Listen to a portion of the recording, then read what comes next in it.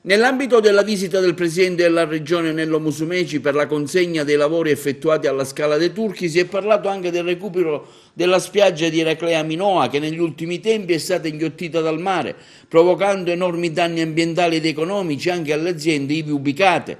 In atto un progetto di 4 milioni di euro redatto dagli uffici del commissario di governo per il dissesto idrogeologico, coordinato dall'ingegnere Maurizio Costa, e che per un impedimento burocratico si è bloccato. Ma ieri sono arrivate buone notizie.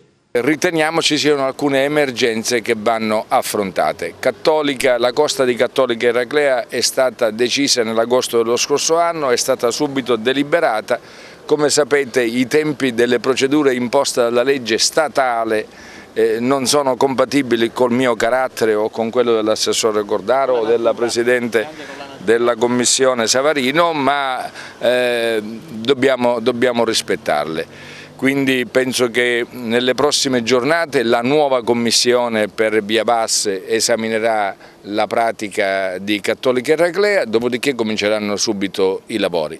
Dipendesse da noi faremmo tutto in un mese, ma dobbiamo obbedire alle tappe stabilite dalle norme nazionali che non condividiamo nei tempi, ma che dobbiamo necessariamente rispettare. Abbiamo avuto qualche ritardo non dovuto alla volontà del governo sui lavori di ripristino e di ripascimento, ad esempio della spiaggia straordinaria altrettanto di Eraclea Minoa.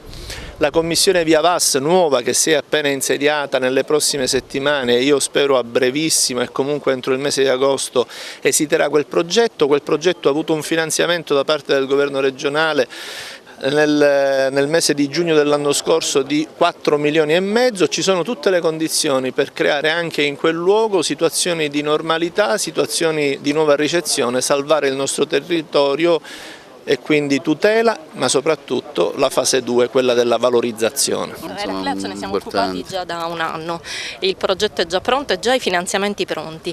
Era all'esame della Commissione Via Vas, che purtroppo, come lei sa, è stata poi sciolta, insomma, per problemi che non dipendono da noi.